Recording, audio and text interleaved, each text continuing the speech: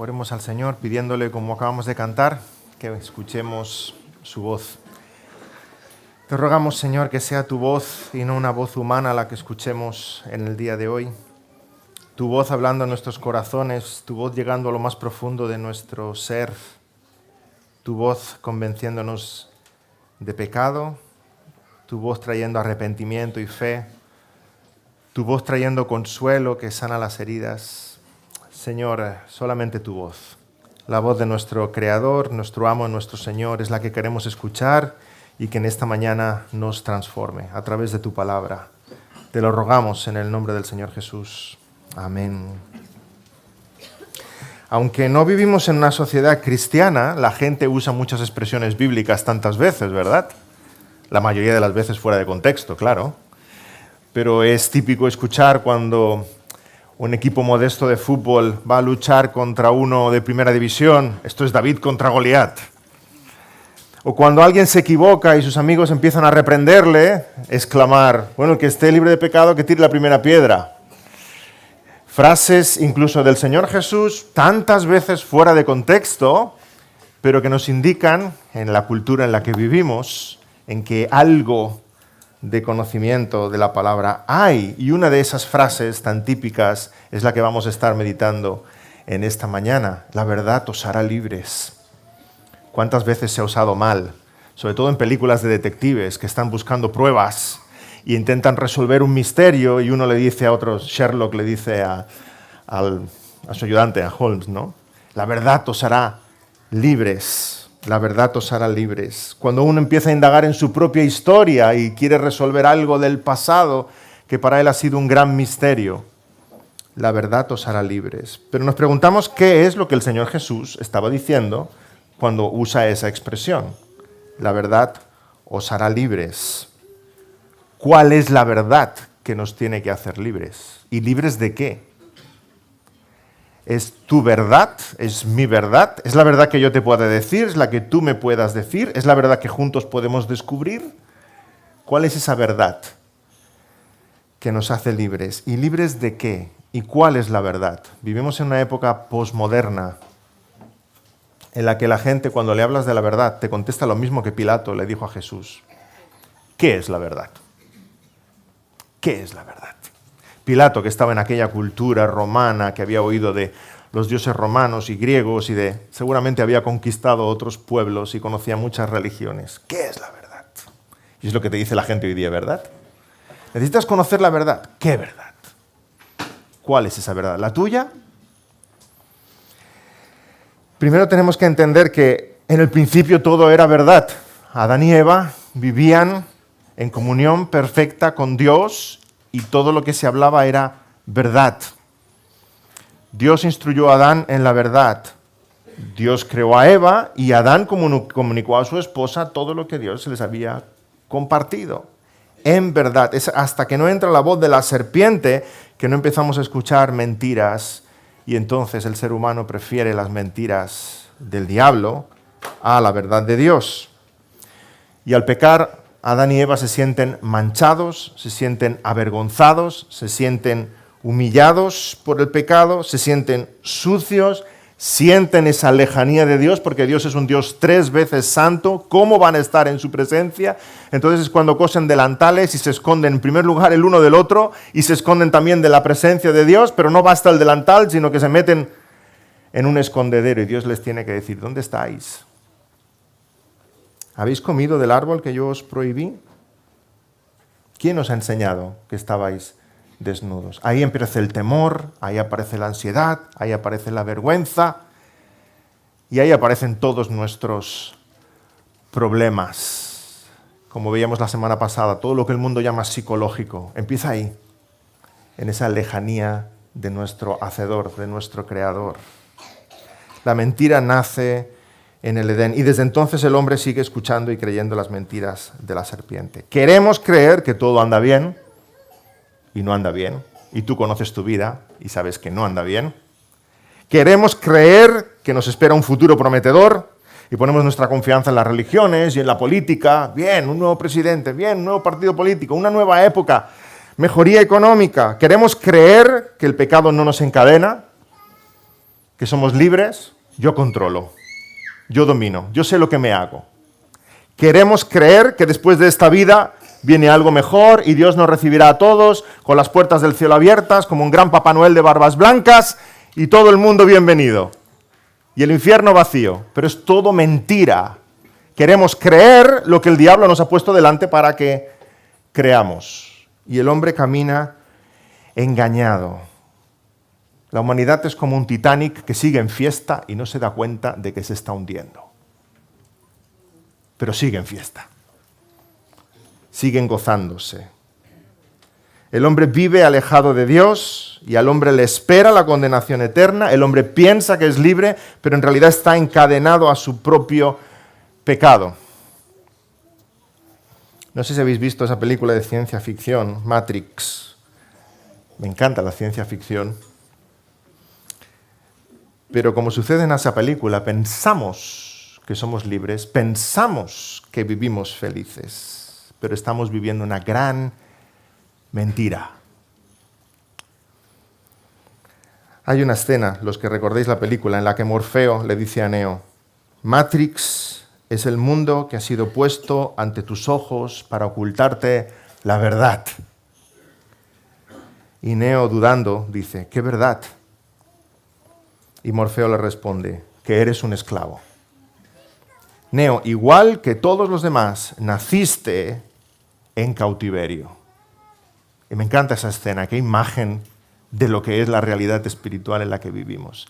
El hombre vive pensando que es libre, pero está viviendo el mundo que Satanás ha puesto delante de él. La realidad, la cruda realidad, es que somos esclavos de nuestro pecado y necesitamos un Redentor, un Mesías. El hombre es esclavo de sí mismo, de su pecado, necesita escuchar la verdad, no su verdad, la de Dios, una verdad que tú y yo no podemos alcanzar, no podemos descubrir, nos tiene que ser dada, nos tiene que ser revelada, mostrada. Y en ese contexto es que el Señor dice en Juan 8:31, si vosotros permaneciereis en mi palabra, seréis verdaderamente mis discípulos y conoceréis la verdad, y la verdad os hará libres. Pero solo conociendo al Señor Jesús vas a descubrir la verdad. Y vas a poder vivir la verdad. Y serás libre de tu pecado, de tu naturaleza. Libre para servir a Cristo, libre para vivir por Cristo, libre para morir por Cristo y libre para estar con Cristo por toda la eternidad. La verdad de Dios, su santa palabra. La verdad es lo que Dios dice de sí mismo. Eso es la verdad. No lo que tú quieras creer de Dios. ¿Con cuánta gente hablas y dices, sí, yo creo en Dios? A mi manera. Ese no es Dios. El Dios de la Biblia es Dios. El Dios que la gente crea a su imagen y semejanza no es Dios. Es un Dios en minúscula, es un ídolo. Y la gente sigue inventando a Dios. Dios nos hizo a su imagen y ahora el hombre quiere hacer a Dios a su imagen. El Dios de la Biblia es el Dios de verdad. Por tanto, lo que la Biblia dice de ti es la verdad, no lo que tú dices de ti. No lo que otros digan de ti. No lo que la sociedad diga de ti. Lo que Dios dice de ti, eso es la verdad. Lo que Dios dice de tu pecado, eso es la verdad. Lo que Dios dice respecto a la medicina, la solución, eso es la verdad.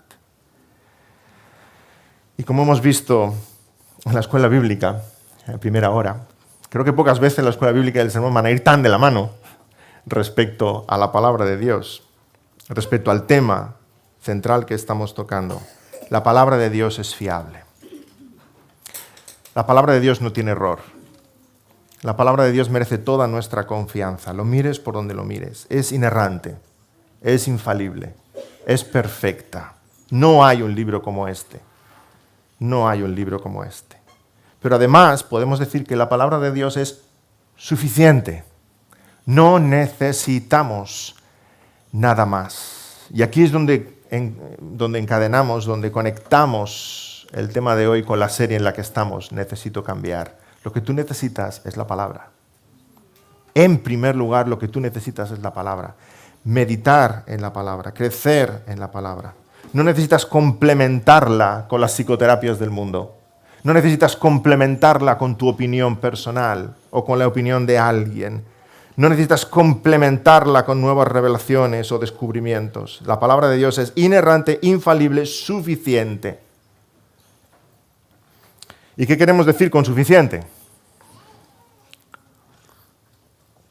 Porque la palabra de Dios no es suficiente para construir un puente, ¿verdad? No es suficiente para construir un puente sobre el río Besós, aquí al lado.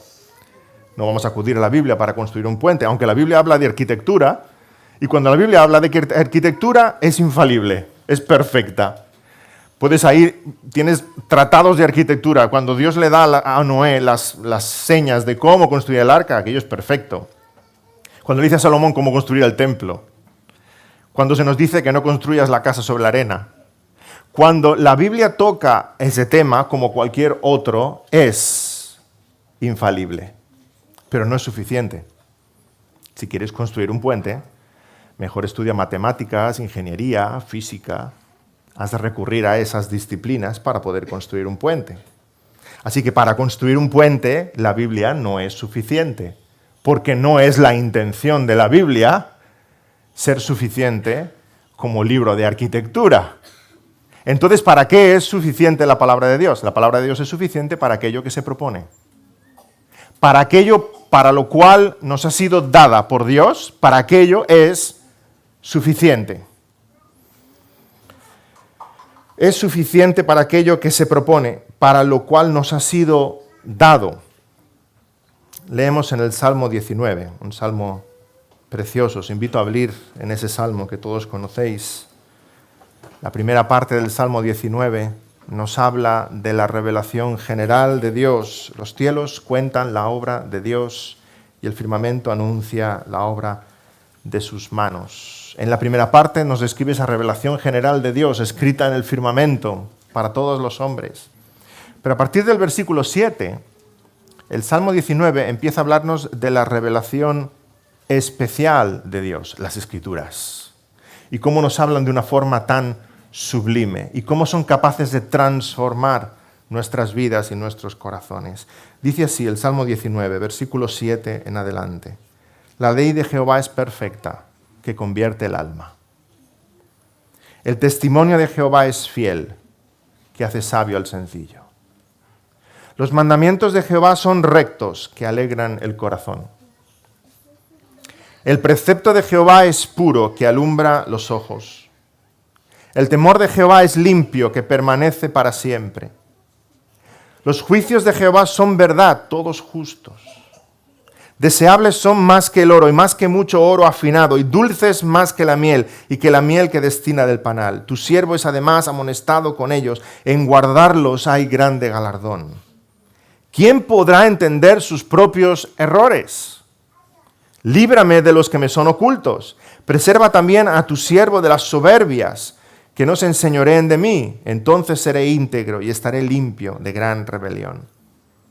Sean gratos los dichos de mi boca y la meditación de mi corazón delante de ti, oh Jehová, roca mía y redentor mío. ¿Nos damos cuenta de lo que la Biblia dice respecto a la Biblia? Lo que la Biblia dice de sí misma, ¿cuál es el testimonio que da en este salmo? Es capaz de traer a nuestras vidas todo aquello que deseamos.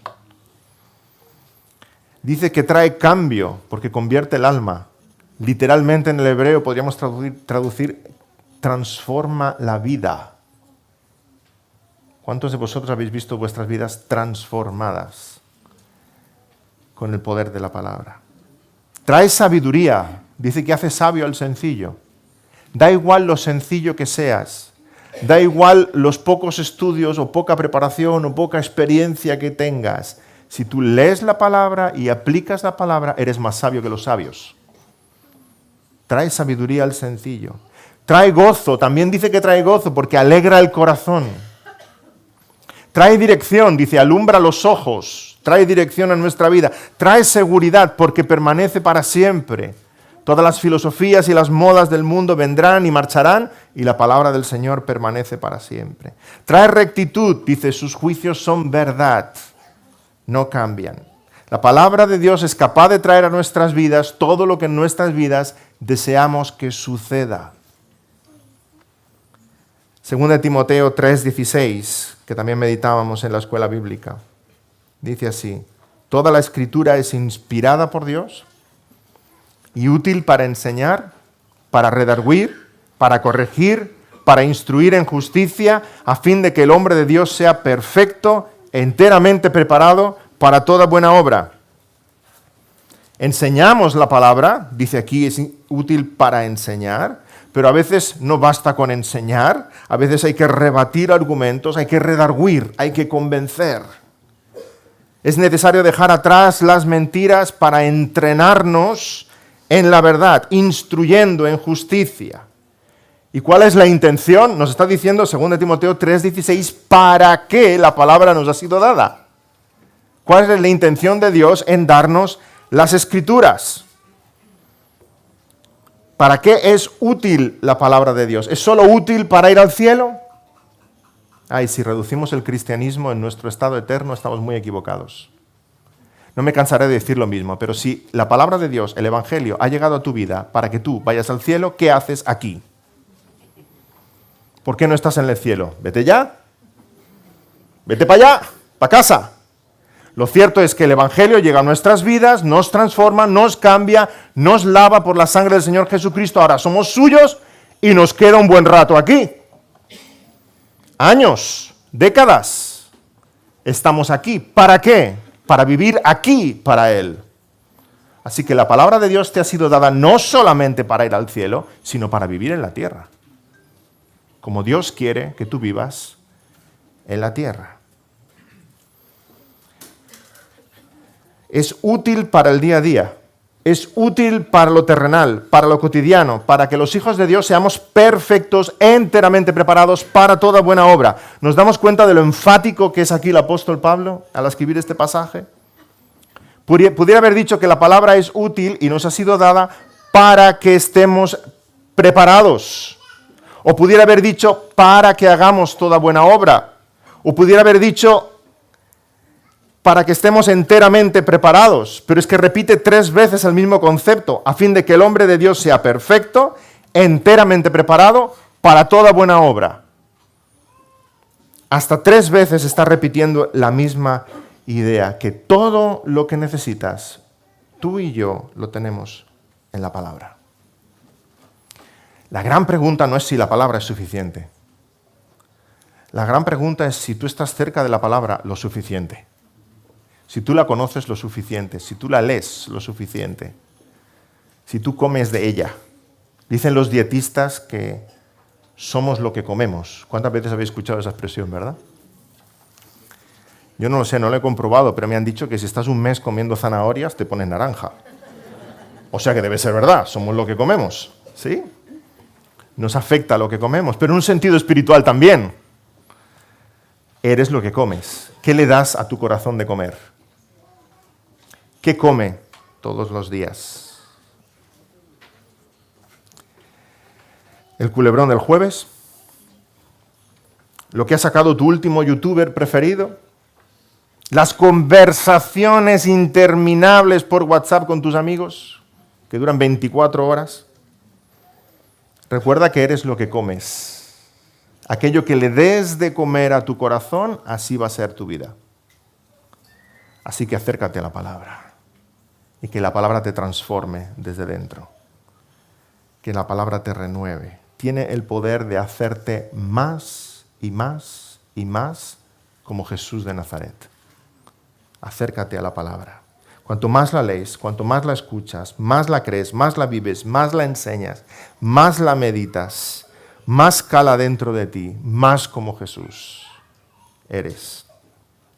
Eso significa que la palabra te hace perfecto. Cada día más. Significa que te prepara para cualquier situación, para cualquier buena obra. Y de nuevo, necesitamos romper ese mito de que lo espiritual es solamente una parcela de nuestra vida. Si pudieras definir qué es tu vida espiritual, tal vez caerías en la tentación de explicar cuál es tu tiempo devocional y tu compromiso con la iglesia. Eso es mi vida espiritual. Pero no podemos recluir nuestra vida espiritual a una esfera tan pequeña. El domingo pasado hablábamos de esas psicomentiras en las que estuvimos meditando y veíamos que la primera de ellas era la mentira de dividir a la persona en tres partes, espíritu, alma y cuerpo. Y veíamos las razones bíblicas por las cuales creemos que la persona humana está formada de cuerpo y alma y espíritu son sinónimos, son intercambiables. Así que hay asuntos del corazón y asuntos del cuerpo. Si pidieras a un amigo, a un conocido, que en un papel hiciera 3 columnas y pusiera espíritu, alma y cuerpo y empezaras a recitarle toda una serie de asuntos o problemas y que los encasillara, que los pusiera en una de las 3 columnas, seguramente en la columna del cuerpo podría encasillar sin ningún problema temas como la gripe o el colesterol alto.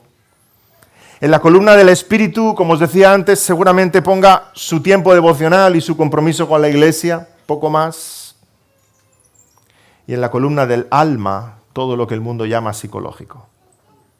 Cuestiones familiares, ansiedades, temores, depresión, anorexia, ira, conflictos, educación de los hijos. Pero eso es falso, completamente falso. Si estuvieras en un Word o en un Excel, te diría, marca las 2 columnas y dile, unir la del espíritu y la del alma en uno. Porque de todo eso habla la palabra.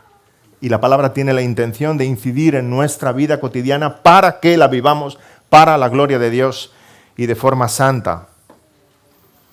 No 3 partes, sino 2. Por tanto, todo lo que el mundo llama psicológico lo llamamos espiritual y la palabra tiene mucho que decir. Y la vida del cristiano, la vida espiritual del cristiano no dura tal día como hoy, domingo, y un ratito entre semana para nuestro devocional. La vida espiritual del cristiano es 24 horas al día, 7 días a la semana, 12 meses al año, 365 días al año, 366 si es bisiesto.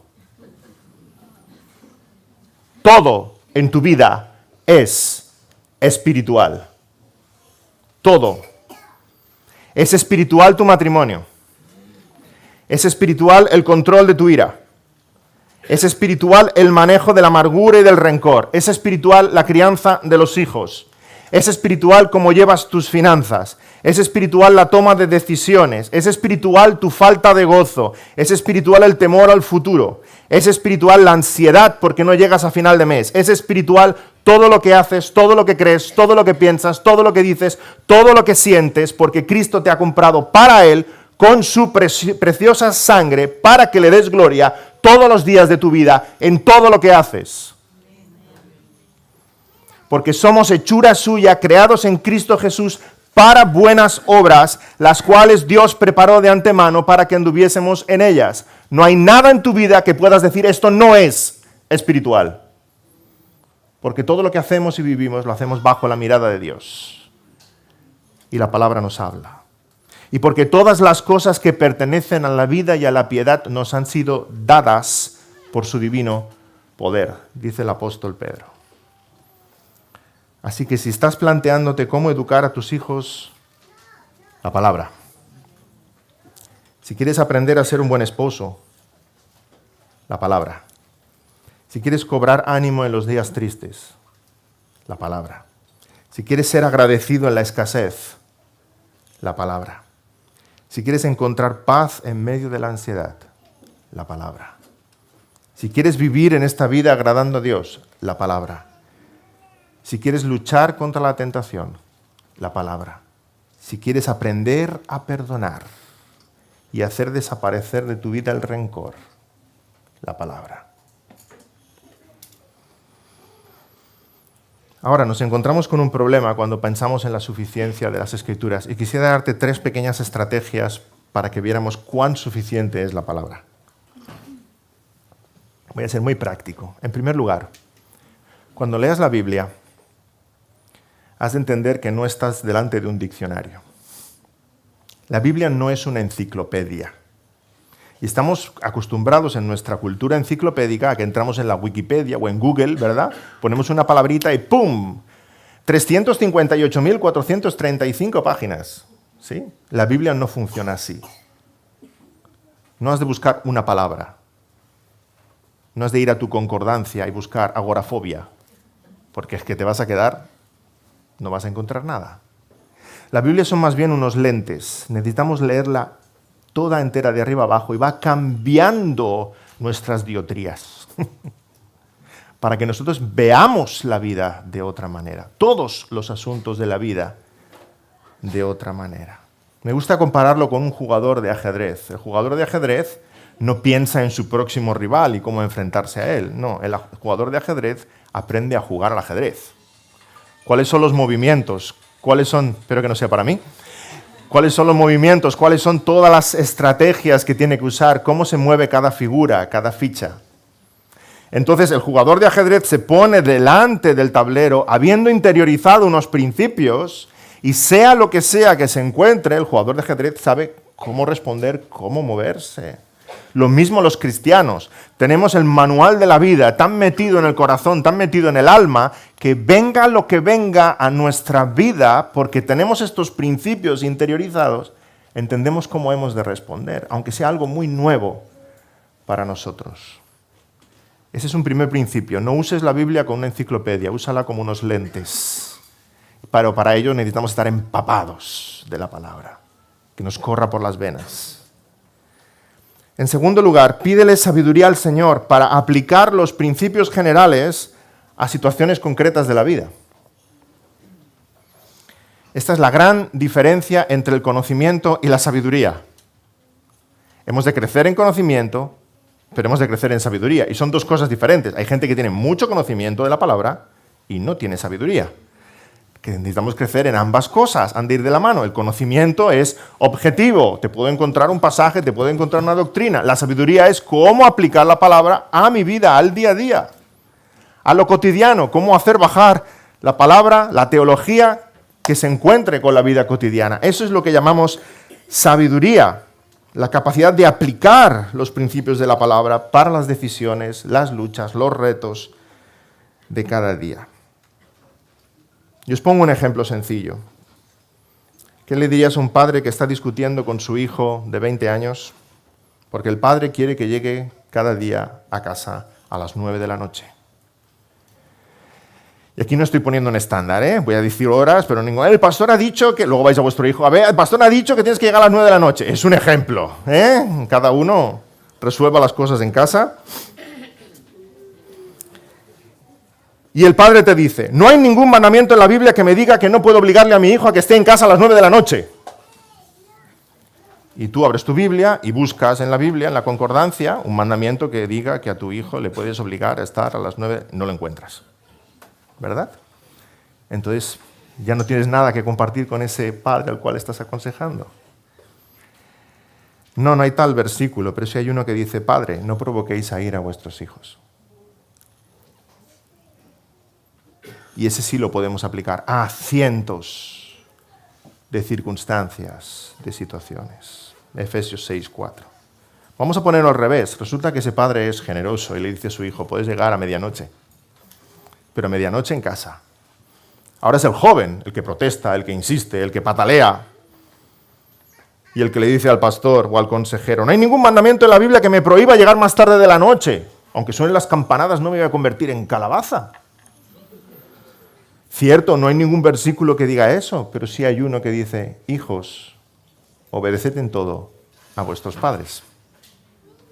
Nos damos cuenta como la palabra está llena de principios generales, pero si no vemos cómo ese principio general conecta con mi vida cotidiana, me va a parecer que la Biblia no está diciendo nada de lo mío, porque lo que yo estoy viviendo es único en el planeta Tierra. Nadie ha vivido esto nunca antes. Necesitamos leer la palabra y ver cómo aplica a nuestra vida diaria. La Biblia es como una medicina, como un frasco de un ungüento precioso. Ábrelo y aplícalo. No lo dejes en el estante. Aplícalo. Y un tercer principio que creo que nos puede ayudar. Pídele sabiduría al Señor para aprender de las historias que nos ha dejado escritas. Porque las historias que nos ha dejado escritas son para nuestro beneficio espiritual. Si alguien te dice que no cree que está haciendo mal, teniendo favoritismo entre sus hijos, dile, vamos a leer la historia de Jacob y Esaú. Porque uno era de papá y el otro era de mamá, ¿verdad? y cómo aquello fomentó la rivalidad y el odio entre ellos. Vamos a leer la historia de José, porque Jacob repitió el mismo pecado que sus padres. Y Jacob tuvo favoritismos con José. Mira el odio que provocó en sus hermanos. Si alguien te dice, nadie ha sufrido tanto en la vida como yo, Dios se ha olvidado de mí. Vamos a leer el libro de Job. Vamos a leer juntos el libro de Job. Si alguien te dice, me he fijado en una muchacha, pero no es creyente, ven para acá, vamos a leer la historia de Sansón. Las historias que Dios nos deja escritas son para nuestro beneficio espiritual. Dicho de otra manera, otros han recorrido el mismo camino que tú y se han tropezado y han dejado escrito donde se han tropezado. No tienes tú por qué tropezar en el mismo sitio donde ellos se tropezaron. Aunque el hombre es el único animal que tropieza 2 veces en la misma piedra. Pero el cristiano no tiene por qué ser así. Vamos a leer la palabra, vivir la palabra, aplicar la palabra. Y la palabra está llena de ejemplos bíblicos que son verdaderos monumentos de la debilidad humana, de la fragilidad humana y de la gracia y la misericordia de Dios para con nosotros. Conoce bien tu Biblia, aplica tu Biblia, vívela. Es una fuente de verdad inagotable. La gran pregunta en esta mañana, querido hermano, querido amigo, es ¿qué mentiras crees? Porque la palabra es verdad y la verdad os hará libre, pero ¿qué mentiras estás creyendo que traen a tu vida angustia, ansiedad, abatimiento, tristeza, frustración? ¿Qué mentiras estás creyendo? ¿Qué está pasando dentro de tu corazón? Quisiera compartir con vosotros tan solo tres grandes verdades que vemos en la palabra, pero pueden ser transformadoras para ti. 3 grandes verdades que nos hablan directamente al corazón. La primera es esta: abrimos la Biblia, la leemos y lo primero que nos encontramos es lo siguiente: Dios es soberano. Dios manda. Dios está al control de todas las cosas. Pero nosotros vivimos, aunque confesamos con nuestra boca que Dios es soberano y confesamos con nuestra boca que creemos en ese Dios soberano, muchas veces vivimos como incrédulos en el día a día. Créeme, cuando pierdes las llaves del coche y dices, ¡no puede ser! Cuando ves que sales a la calle y llueve y dices, ¡qué mal día hace hoy! Cuando intentas conectarte al wifi y dices, ¡qué lento que va! Básicamente estás diciendo, yo soy el soberano de mi vida. Y estás expresando con ira y frustración cómo son las cosas.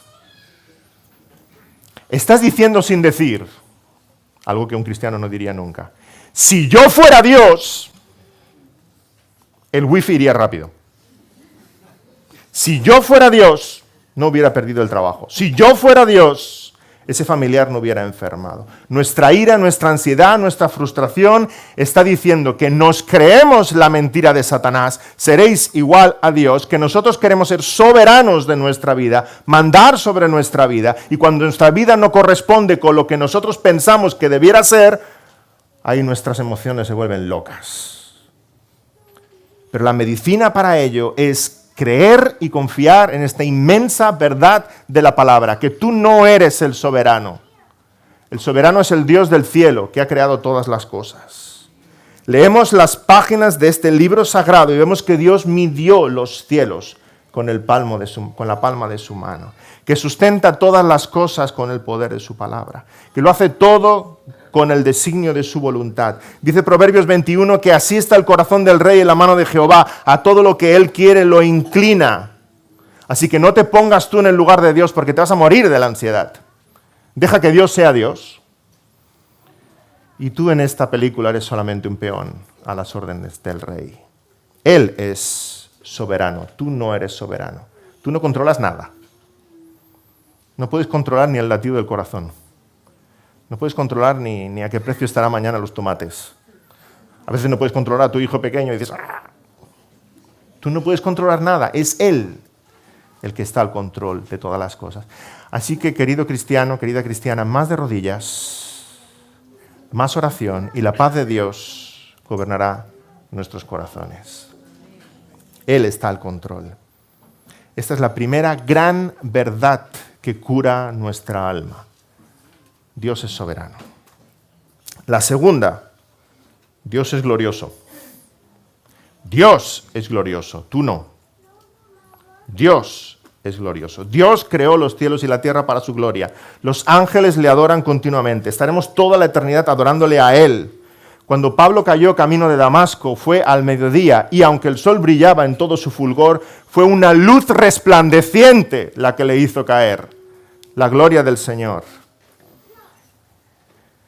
Moisés vio un momento, un instante, el fulgor de la gloria de Dios a sus espaldas cuando Dios se apartaba y cuando bajó del monte su rostro resplandecía que lo tenía que cubrir. Esa es la gloria de Dios. En la ciudad celestial no habrá sol ni luna porque la gloria de Dios brillará y será nuestra luz. Y sin embargo seguimos creyéndonos la mentira de la serpiente. Seréis como Dios y estamos siempre obsesionados en reclamar gloria para nosotros. Y la mayoría de tus problemas, querido hermano, querida hermana, querido amigo, la mayoría de tus problemas es porque estás tan concentrado en recibir alabanza, bienestar, gloria de los demás, que piensen bien de mí, el temor a los hombres, que estás más concentrado en tu propia gloria que en la gloria de Dios. No estás viviendo este principio en tu vida cotidiana.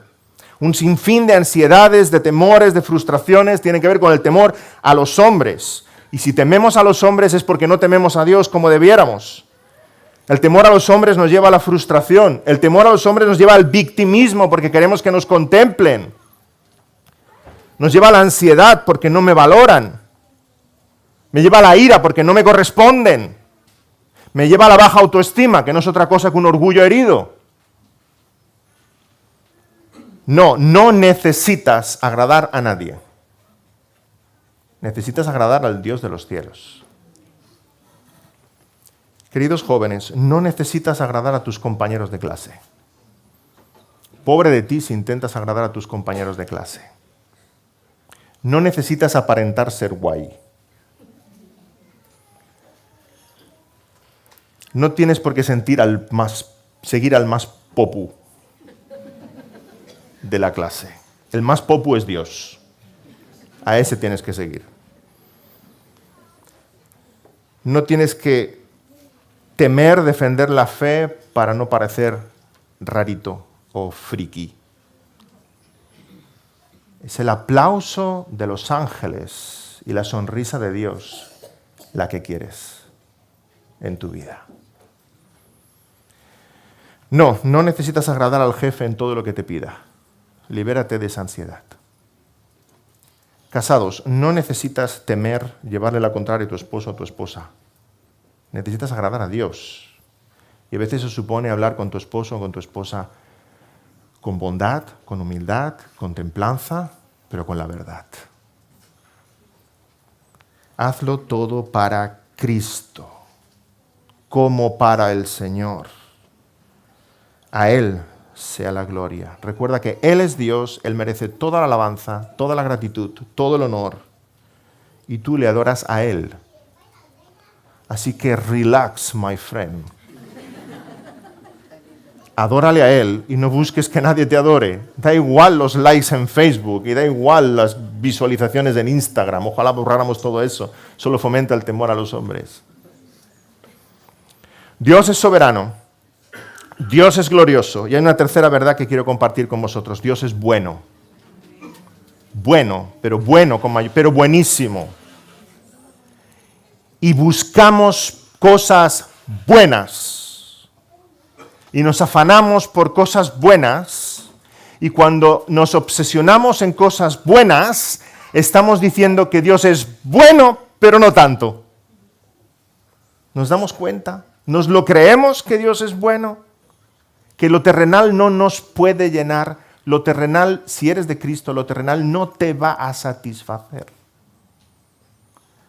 Dice C.S. Lewis en uno de sus libros que cuando reflexiono en que lo terrenal no me satisface, eso me está enviando un mensaje de que no he sido creado solo para lo terrenal. Porque mi alma un día va a estar satisfecha. Pero no aquí, allá. He sido creado para la eternidad y para contemplarle a Él. Por tanto, lo terrenal no te va a satisfacer. No te rompas la cabeza. Ninguna de las cosas que deseas, aunque la tuvieras, te va a satisfacer. El cristiano por naturaleza es un peregrino que vive de paso insatisfecho, porque está buscando algo mucho más grande, mucho más excelente. Pero cuando nos obsesionamos y nos ponemos ansiosos por las cosas de esta vida, estamos diciendo que Dios no nos basta. Dios es bueno, pero no tanto. Dios es precioso, pero si tan solo tuviera, le estamos poniendo peros a Dios. Cuando no tenemos lo que deseamos, cuando nos llenamos de tristeza, estamos haciendo como Jonás, que no tenía la calabacera, Dios le dio la calabacera, le quitó la calabacera y dijo, me quiero morir. Por una calabacera que Dios le había regalado. Estamos tan obsesionados con nuestra calabacera que quiero, y si Dios no me lo da, me quiero morir. La vida ya no tiene sentido para mí. Le dices a Dios, dame un marido o me muero. Le dices a Dios, dame hijos o me muero. Le dices a Dios, dame un buen trabajo o me muero. Le dices a Dios, dame fama o me muero. Estás diciendo que hay algo más grande que Dios en tu vida. Dios es soberano, Él está al control de todas las cosas. Dios es glorioso, solo Él merece ser adorado. Dios es bueno, si lo tienes a Él, lo tienes todo. Aunque no tuvieras nada más, si lo tienes a Él, ya lo tienes a Él con toda su bondad. Vivamos satisfechos en Dios, teniéndole a Él. Jesús le dijo a la samaritana, el que bebiere del agua que yo le daré, no tendrá sed jamás. Y el hombre en la parábola que encuentra el tesoro escondido dice que tiene tal gozo que se deshace de todas las cosas solamente para comprar aquel campo. Gozoso. Ese gozo es el que hemos de experimentar en nuestra vida. A pesar de las tormentas en las que vivamos, a pesar de que las cosas van y vienen, a pesar de que no tenemos nuestros sueños terrenales, a pesar de que Dios te da una calabacera y te la quita, a pesar de todo, vivimos con ese gozo del hombre de esa parábola. Todo lo tengo por pérdida porque ya tengo el tesoro. ¿Qué más puedo desear? Así que acudamos a la palabra porque la palabra de verdad habla a nuestros corazones y nadie te va a hablar con tanta sinceridad, con tanta verdad y con tanta ternura como la palabra de Dios. Va a ser muy franca, pero es la medicina que tú necesitas. Dios en su palabra te habla al corazón como quien mejor te conoce, como tu mejor amigo. Hace una auténtica radiografía de tu alma, porque la palabra de Dios está viva y es un libro que cumple su cometido. Es un libro de aspecto muy humano, de contenido divino. Como el Señor Jesús, si lo viéramos aquí, diríamos, un hombre. Pero en el momento que empezara a hablar, diríamos, es Dios. Así la palabra de Dios. Hazla hablar, escúchala y que su voz te transforme. La palabra de Dios es no un puñal que mata, sino un bisturí que da vida. Llega a lo más profundo de tu corazón, pero da vida. Sana las heridas, extirpa los pecados.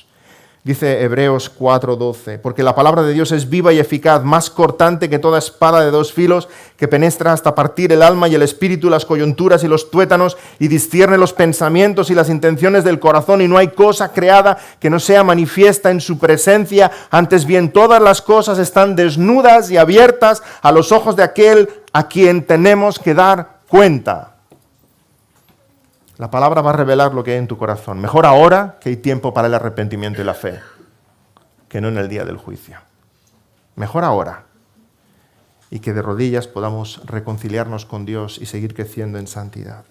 Necesitamos escuchar la voz de Dios que transforma nuestro ser. Así como el aliento de Dios dio vida a Adán, un Adán hecho de barro, el aliento de Dios le dio vida Del mismo modo abrimos la palabra y la voz de Dios nos da vida, nos hace caminar. Literalmente, 2 Timoteo 4, cuando dice toda escritura es inspirada por Dios, está diciendo es exhalada por Dios. Es el aliento de Dios que habla a nuestros corazones. Por eso luego, 2 Timoteo, después de decir que la palabra es útil para enseñar, para redarguir, para corregir, para instruir en justicia, a fin de que el hombre de Dios sea perfecto, enteramente preparado para toda buena obra, continúa 2 Timoteo capítulo 4, te encarezco delante de Dios y del Señor Jesucristo, que juzgará a los vivos y a los muertos en su manifestación y en su reino, que prediques la palabra, que instes a tiempo y fuera de tiempo, redarguye, reprende, exhorta con toda paciencia y doctrina. Y esa es nuestra misión como iglesia y como cristianos. Vivir en la palabra, enseñar la palabra, exhortar con la palabra, reprender con la palabra, con toda paciencia y doctrina. Porque solamente la verdad nos hará libres. Amén. Oremos. Señor, gracias por tu verdad. Tu palabra es verdad. Santifícanos en tu verdad, Señor. Queremos vivir de acuerdo a tus santas escrituras. Leerlas con tal nobleza, Señor, que sean ellas las que nos hablen y dejarte a ti hablar. Que sea la palabra la que nos transforme y convenza. Que sea la palabra luz a nuestro caminar diario. Que sea la palabra, Señor, la que nos moldee. Queremos ser más como el Señor Jesús. Queremos agradarte en todo. Queremos caminar en esas buenas obras que tú has preparado de antemano para que anduviésemos en ellas. Señor, te pedimos por todos los presentes que tú nos acerques más a la palabra y sea la palabra nuestra mayor influencia, guía en nuestra vida, que sea nuestro faro en medio de la tormenta. Que nos acojamos a ella, Señor, porque es tu voz, la voz del buen pastor que queremos escuchar para juntos como rebaño seguirla y seguir obedeciéndote y seguir tus pisadas. Señor, gracias porque tu palabra es viva y eficaz. Gracias porque tu palabra es suficiente. Gracias, Señor, porque nos instruye y convence. Gracias, Señor, porque tú nos la has dejado para nuestro bien.